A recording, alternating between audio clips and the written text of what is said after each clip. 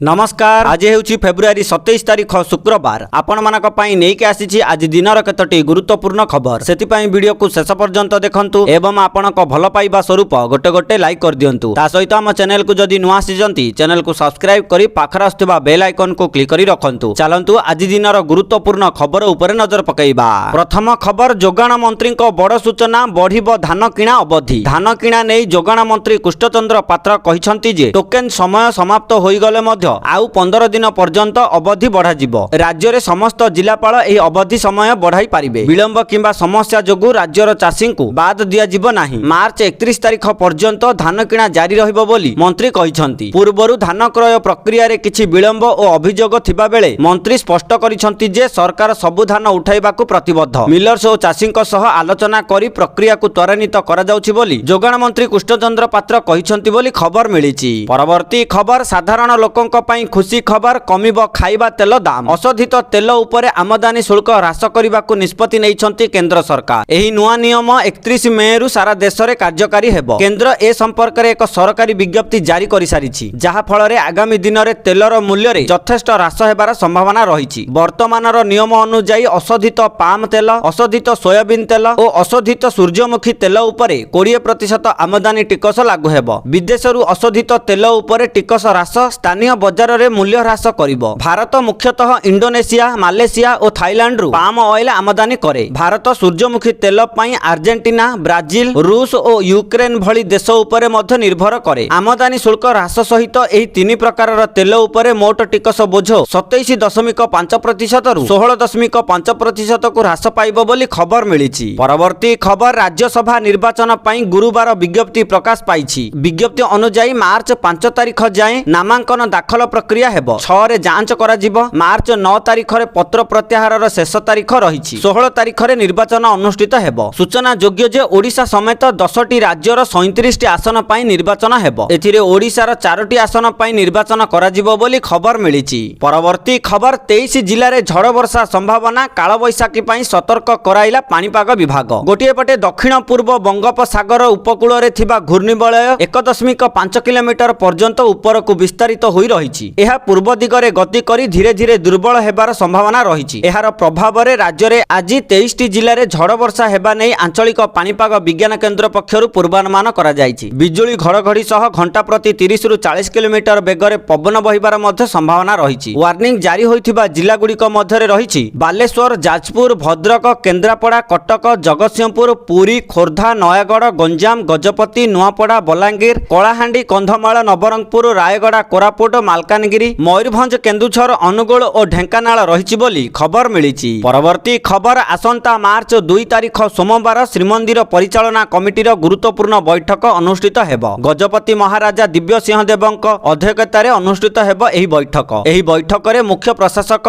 जिलापाल, एसपी सहित परिचालना कमिटी सदस्य माने बैठक रे भाग नेबे। तेबे रत्न भंडार, रत्न अलंकारर गणति मणति पई एसओपी प्रस्तुत होइथिबा बेले तारीख और शुभ बेला स्थिर करा जिवो। एथि सह गुंडीचा मंदिर केबे खोलिबो ताहा मध्य चूड़ांत हेबो। सेवायत पिलांक पई आदर्श गुरुकुल संपर्क रे मध्य आलोचना हेबो। महाप्रभुंकु नूतन रत्न पलंक सेट केबे व्यवहार हेबो से नै मध्य आलोचना हेबो। श्रीमंदिर भितरे उभय पुलिस और सेवकंक मोबाइल फोन बारण, श्रीमंदिर आईन रे संशोधन पई मध्य हेबो आलोचना। नाटमंडप रे भक्तंक श्रृंखलित दर्शन सह शीतताप नियंत्रण व्यवस्था उपरे मध्य आलोचना हेबो बोली सूचना मिलिछि। परवर्ती खबर नुआ दिल्ली रे ओडिशा भवनर नूतन बिल्डिंग शिलान्यास कले मुख्यमंत्री मोहन चरण माझी। एही नूतन भवनर निर्माण शैली रे प्रतिफलित हेबो ओडिशार समृद्ध कला और संस्कृतिर झलक। एथिपाई मोट 93.27 कोटी टंका व्यय हेबो। एथिरे 3टी बेसमेंट, ग्राउंड फ्लोर सहित आउ 6टी महला रहिबो। समस्त अत्याधुनिक सुविधा सह 45टी सुइट व्यवस्था करा जिवो। प्रथम महला रे एक एग्जिबिशन एरिया एवं द्वितीय महला रे प्राय 70 आसन विशिष्ट कॉन्फ्रेंस हॉल रहिबो। पूर्वरु थिबा भवनटी पुराना होई जाइथिबा सह स्थान और सुविधार अभाव थिबारु वर्तमानर आवश्यकता को आख्यागरे रखी एही नुआ भवन निर्माण करा जाउछि। एही अवसर रे मुख्यमंत्री कहिसंती जे नुआ दिल्ली सहित देशर विभिन्न शहर रे ओडिशार प्रशासनिक समन्वय और सांस्कृतिक संपर्क सुदृढ़ करिबा लक्ष्य रे राज्य सरकार ओडिशा भवन निर्माण योजना करिसंती। एही प्रकल्प पई टेंडर प्रक्रिया समाप्त होइथिबा बेले खूब शीघ्र निर्माण काम आरंभ हेबो। आगामी दिन रे अयोध्या, बेंगालुरु और सुरत रे मध्य ओडिशा भवन निर्माण हेबो। एथि पई संपृक्त राज्य माननकु जमी मगा जाइछि बोली खबर मिलिछि। परवर्ती खबर होर्डिंग ଖସି 2 ଜଣଙ୍କ ମୃତ୍ୟୁ ଘଟଣା 4 ଲକ୍ଷ ଟଙ୍କା ଲେଖାଏଁ ସହାୟକ ଘୋଷଣା। ଗୋଟିଏ ପଟେ ମଙ୍ଗଳବାର କାଳବୈଶାଖୀରେ ଭୁବନେଶ୍ୱର ଆଇଗିଣିଆ ନିକଟରେ ଏକ ହୋର୍ଡିଂ ଭୁଶୁଡ଼ି ପଡ଼ି ଏକ ପାନ ଦୋକାନ ଉପରେ ପଡ଼ିଥିଲା। ହୋର୍ଡିଂ ତଳେ ଚାପି ହୋଇ ଟୁନା ଗୌଡ଼ ଓ ସଚ୍ଚିଦାନନ୍ଦ ପ୍ରଧାନଙ୍କ ମୃତ୍ୟୁ ଘଟିଥିଲା। ଆଇଗିଣିଆରେ ହୋର୍ଡିଂ ପଡ଼ି 2 ଜଣଙ୍କର ମୃତ୍ୟୁ ଘଟଣାରେ ମୁଖ୍ୟମନ୍ତ୍ରୀ ମୋହନ ଚରଣ ମାଝୀ ଦୁଃଖ ପ୍ରକାଶ କରିଛନ୍ତି। ଉଭୟ ମୃତକଙ୍କ ପରିବାରର ନିକଟତମ ଆତ୍ମୀୟଙ୍କ ପାଇଁ 4 ଲକ୍ଷ ଟଙ୍କା ଲେଖାଏଁ ଅନୁକମ୍ପା ରାଶି ମୁଖ୍ୟମନ୍ତ୍ରୀ ଘୋଷଣା କରିଛନ୍ତି। ସିଏମଆରଏଫରୁ ଏହି ଅନୁକମ୍ପା ରାଶି ଦେବାକୁ ମୁଖ୍ୟମନ୍ତ୍ରୀ ନିର୍ଦ୍ଦେଶ ଦେଇଛନ୍ତି। ମୁଖ୍ୟମନ୍ତ୍ରୀଙ୍କ କାର୍ଯ୍ୟାଳୟ ପକ୍ଷରୁ ଏକ୍ସରେ ଏହା ଉଲ୍ଲେଖ କରାଯାଇଛି ବୋଲି ଖବର ମିଳିଛି। ପରବର୍ତ୍ତୀ ଖବର ସୁଭଦ୍ରା ଯୋଜନାକୁ ନେଇ ଆସିଲା 3ଟି ନୂଆ ବଡ଼ ଅପଡେଟ୍। ଏହି କାମ ନ କଲେ ମାର୍ଚ୍ଚ 8 ତାରିଖରେ ମିଳିବନି ସୁଭଦ୍ରା ଟଙ୍କା। କେଉଁ କାମ କରିବାକୁ ପଡ଼ିବ ଜାଣି ନିଅନ୍ତୁ। ଗୋଟିଏ ପଟେ ମୁଖ୍ୟମନ୍ତ୍ରୀ ମୋହନ ଚରଣ ମାଝୀ ଜାନୁଆରୀ 22 ତାରିଖରେ ନୂଆ ହିତାଧିକାରୀଙ୍କୁ ସୁଭଦ୍ରା ଟଙ୍କା ପ୍ରଦାନ କରିଥିଲେ, କିନ୍ତୁ ସେହି ସମୟରେ ଅନେକ ନୂତନ ହିତାଧିକାରୀ ସୁଭଦ୍ରା ଟଙ୍କା ପାଇନଥିଲେ। ସେଥିପାଇଁ ସରକାର ଏହାର ସମାଧାନ ପାଇଁ ପୁଣି ଥରେ ଡକୁମେଣ୍ଟ ଯାଞ୍ଚ କରିଛନ୍ତି। ସେଥିରୁ ଜଣାପଡ଼ିଛି ଯେ ଅନେକ ହିତାଧିକାରୀଙ୍କର ବ୍ୟାଙ୍କ ଆକାଉଣ୍ଟରେ ଡିବିଟି ଲିଙ୍କ ହୋଇନାହିଁ, ତେଣୁ ସେମାନଙ୍କୁ ସୁଭଦ୍ରା ଟଙ୍କା ମିଳିପାରି ନାହିଁ। ମିଳିଥିବା ସୂଚନା ଅନୁସାରେ ଯେଉଁ ମହିଳାମାନଙ୍କୁ ଜାନୁଆରୀ 22 ତାରିଖରେ ସୁଭଦ୍ରା ଟଙ୍କା ମିଳିନି, ଯଦି ସେମାନେ ବ୍ୟାଙ୍କ ଯାଇ ବ୍ୟାଙ୍କ ଖାତାରେ ଡିବିଟି ଲିଙ୍କ କରିବେ, ତେବେ ସେମାନଙ୍କୁ ଆସନ୍ତା ମାର୍ଚ୍ଚ 8 ତାରିଖରେ ସୁଭଦ୍ରା ଯୋଜନାର 3ଟି କିସ୍ତିର 15,000 ଟଙ୍କା ମିଳିବ। ତା ସହିତ ଯେଉଁ ମହିଳାମାନଙ୍କୁ ପୂର୍ବରୁ ସୁଭଦ୍ରା ଯୋଜନାର 3ଟି କିସ୍ତି ମିଳିଛି, ସେମାନଙ୍କ ମଧ୍ୟରୁ ଅନେକ ମହିଳାଙ୍କୁ ମଧ୍ୟ ସୁଭଦ୍ରା ଯୋଜନାରୁ ବାଦ ଦିଆଯାଇଛି। କାରଣ ପାଖାପାଖି 45ରୁ 50,000 ମହିଳାଙ୍କର ବୟସ 60 ବର୍ଷରୁ ଉର୍ଦ୍ଧ୍ୱ ହୋଇଯାଇଥିବାର ଜଣାପଡ଼ିଛି। ତେଣୁ ସେମାନଙ୍କୁ ଆସନ୍ତା ମାର୍ଚ୍ଚ 8 ତାରିଖରେ ସୁଭଦ୍ରା ଟଙ୍କା ମିଳିବ ନାହିଁ। ଅନ୍ୟପଟେ ଯେଉଁ ମହିଳାମାନେ ପ୍ରଥମରୁ ଆବେଦନ କରିଥିଲେ କିନ୍ତୁ ଏପର୍ଯ୍ୟନ୍ତ ସେମାନଙ୍କୁ ଗୋଟିଏ ବି କିସ୍ତି ମିଳିନି, ବ୍ୟସ୍ତ ହୁଅନ୍ତୁ ନାହିଁ, କାରଣ ସେମାନଙ୍କର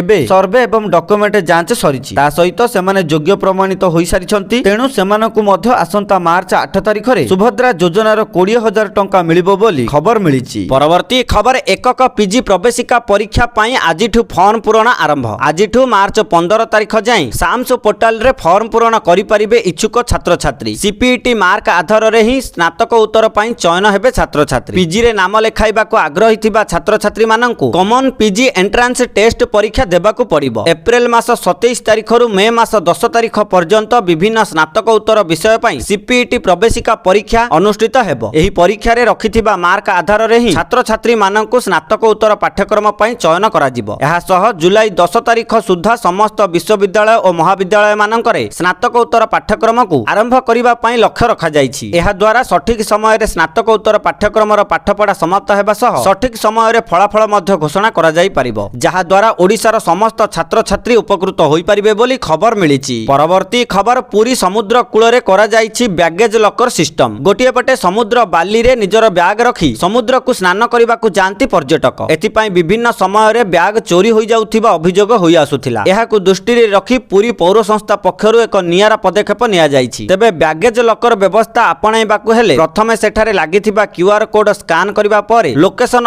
ଅନ୍ କରି ଆବଶ୍ୟକୀୟ ତଥ୍ୟ ଦେବାକୁ ପଡ଼ିବ। ଏହାପରେ ଅନଲାଇନରେ କିଛି ଟଙ୍କା ଦେବାକୁ ପଡ଼ିବ। ଏହାପରେ ଲକର ଆପେ ଆପେ ଖୋଲିବା ପରେ ପର୍ଯ୍ୟଟକମାନେ ନିଜର ବ୍ୟାଗ, ଜୋତା, ମୋବାଇଲ ଆଦି ଅନ୍ୟାନ୍ୟ ଜିନିଷପତ୍ର ରଖି ମୋବାଇଲ ଯୋଗେ ଏହାକୁ ବନ୍ଦ କରିବେ। ଗୋଟିଏ ସିଷ୍ଟମରେ 27ଟି ଲକର ଥିବାବେଳେ ଏଥିରେ ଛୋଟ, ମଧ୍ୟମ, ବଡ଼ ଏବଂ ଅତିରିକ୍ତ ବଡ଼ ଭଳି ଭିନ୍ନ ଭିନ୍ନ ମାପର ଲକର ରହିଛି ବୋଲି ଖବର ମିଳିଛି। ପରବର୍ତ୍ତୀ ଖବର ଏଣିକି ବୁକିଂର 48 ଘଣ୍ଟା ମଧ୍ୟରେ ଟିକେଟ ବାତିଲ କଲେ ଅତିରିକ୍ତ ଶୁଳ୍କ ଦେବାକୁ ପଡ଼ିବ ନାହିଁ। ବିମାନ ଯାତ୍ରୀଙ୍କୁ ବେସାମରିକ ବିମାନ ଚଳାଚଳ ନିର୍ଦ୍ଦେଶାଳୟ DGCA ଗୁରୁତ୍ୱପୂର୍ଣ୍ଣ ଆଶ୍ୱସ୍ତି ପ୍ରଦାନ କରିଛି। ଯଦି 48 ଘଣ୍ଟା ମଧ୍ୟରେ ବୁକ୍ ହୋଇଥିବା ବିମାନ ଟିକେଟ ବାତିଲ କରାଯାଏ, ତେବେ କୌଣସି ଅତିରିକ୍ତ ଶୁଳ୍କ ଦେବାକୁ ପଡ଼ିବ ନାହିଁ। ନୂତନ ସଂଶୋଧିତ DGCA ନିୟମ ଅନୁଯାୟୀ ଯଦି ଟିକେଟ ସିଧାସଳଖ ଏୟାରଲାଇନ୍ସର ୱେବସାଇଟ ମାଧ୍ୟମରେ ବୁକ୍ କରାଯାଏ, ତେବେ ଯାତ୍ରୀମାନେ ବୁକିଂର 48 ଘଣ୍ଟା ମଧ୍ୟରେ ସେମାନଙ୍କର ଟିକେଟ କୌଣସି ଅତିରିକ୍ତ ଦେୟ ବିନା ବାତିଲ କରିପାରିବେ। ଏହା ବ୍ୟତୀତ ଯଦି ଟିକେଟରେ ନାମ ତ୍ରୁଟି ଥାଏ ଏବଂ ଯାତ୍ରୀ 24 ଘଣ୍ଟା ମଧ୍ୟରେ ଏହାକୁ ସଂଶୋଧନ କରନ୍ତି, ତେବେ ମଧ୍ୟ କୌଣସି ଦେୟ ନିଆଯିବ ନାହିଁ। ଏହି ସୁବିଧା କେବଳ ଅନଲାଇନ ବୁକିଂ କରୁଥିବା ଯାତ୍ରୀମାନଙ୍କ ପାଇଁ ପ୍ରଯୁଜ୍ୟ। ଯଦି ଟିକେଟ ଟ୍ରାଭେଲ ଏଜେନ୍ସି କିମ୍ବା ଅନଲାଇନ ପୋର୍ଟାଲ ମାଧ୍ୟମରେ କିଣା ଯାଇଥାଏ, ତେବେ ବିମାନ କମ୍ପାନୀ ଟଙ୍କା ଫେରସ୍ତ ପାଇଁ ଦାୟୀ ରହିବ।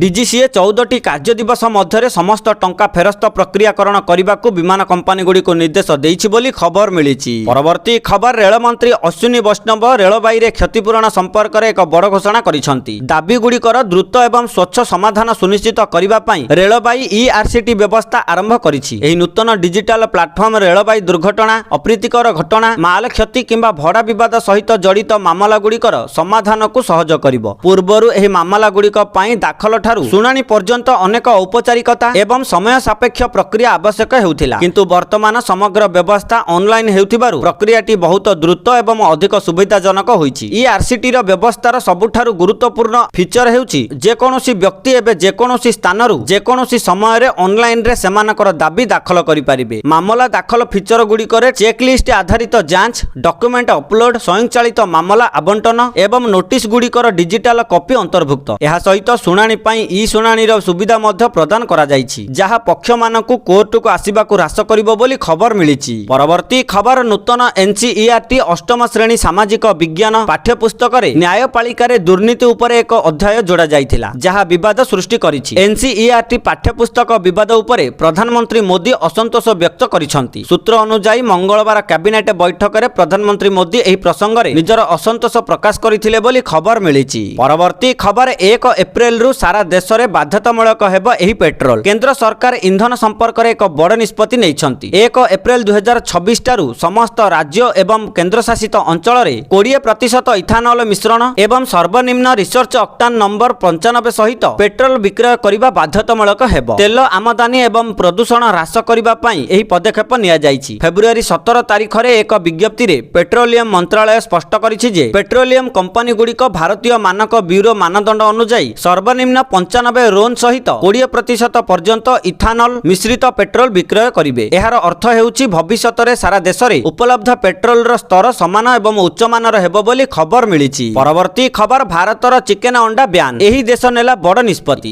ଗୋଟିଏ ପଟେ ସାଉଦି ଆରବ ଭାରତୀୟ କୁକୁଡ଼ା ଶିଳ୍ପ ପାଇଁ ଗୁରୁତ୍ୱପୂର୍ଣ୍ଣ ଏବଂ ଚିନ୍ତାଜନକ ଖବର ଜାରି କରିଛି। ସାଉଦି ଆରବର ଖାଦ୍ୟ ଏବଂ ଔଷଧ ପ୍ରାଧିକରଣ ଭାରତ ସମେତ 40ଟି ଦେଶରୁ କୁକୁଡ଼ା ଏବଂ ଅଣ୍ଡା ଆମଦାନୀ ଉପରେ ସମ୍ପୂର୍ଣ୍ଣ ନିଷେଧ ଲାଗୁ କରିଛି। ଏହାର ସଦ୍ୟତମ ତାଲିକାରେ ସାଉଦି ଆରବ ଭାରତକୁ ସେହି ଦେଶମାନଙ୍କ ମଧ୍ୟରେ ସାମିଲ କରିଛି ଯେଉଁଠାରୁ ଏହା ଆଉ କୌଣସି କଞ୍ଚା କୁକୁଡ଼ା କିମ୍ବା ଅଣ୍ଡା କିଣିବ ନାହିଁ। ଏହି ନିଷ୍ପତ୍ତି ତୁରନ୍ତ କାର୍ଯ୍ୟକାରୀ ହେଉଛି ବୋଲି ଖବର ମିଳିଛି। ପରବର୍ତ୍ତୀ ଖବର ସୋଲାର ସାମଗ୍ରୀ ଉପରେ 126% ଶୁଳ୍କ ଲଗାଇଲା ଆମେରିକା। ଆମେରିକା ସୁପ୍ରିମକୋର୍ଟ ଟ୍ରମ୍ପ ପ୍ରଶାସନର ଟାରିଫକୁ ଅବୈଧ ଘୋଷଣା କରିବା ପରେ ଭାରତ ଓ ଆମେରିକା ମଧ୍ୟରେ ବାଣିଜ୍ୟ ବୁଝାମଣାକୁ ନେଇ ଅନିଶ୍ଚିତତା ଲାଗି ରହିଛି। ଏହା ମଧ୍ୟରେ ଆମେରିକା ପୁଣି ସୋଲାର ସାମଗ୍ରୀ ଆମଦାନୀ ଉପରେ 126% ଶୁଳ୍କ ଘୋଷଣା କରିଛି। ଆମେରିକା ଭାରତରୁ ଆମଦାନୀ କରୁଥିବା ସୋଲାର ସେଲ୍ ଏବଂ ସୋଲାର ପ୍ୟାନେଲ ଉପରେ ଏହି ପରିମାଣ ଶୁଳ୍କ ଲାଗୁ କରିବାକୁ ବୁଧବାର ଘୋଷଣା କରିଛି। ଭାରତରେ ଏହି ସବୁ ସାମଗ୍ରୀ ଉତ୍ପାଦନ କରୁଥିବା କମ୍ପାନୀଗୁଡ଼ିକୁ ସରକାରୀ ସ୍ତରରେ ଅଧିକ ସବସିଡି ଦିଆଯାଉଥିବାରୁ ଏହା ଉପରେ ରୋକ ଲଗାଇବାକୁ ଟ୍ରମ୍ପ ପ୍ରଶାସନ ଉପରୋକ୍ତ ହାରରେ କାଉଣ୍ଟର ଭେଲିଂ ଡ୍ୟୁଟି ଲାଗୁ କରିବାକୁ କହିଛି। ଭାରତ ସମେତ ଭିଏତନାମ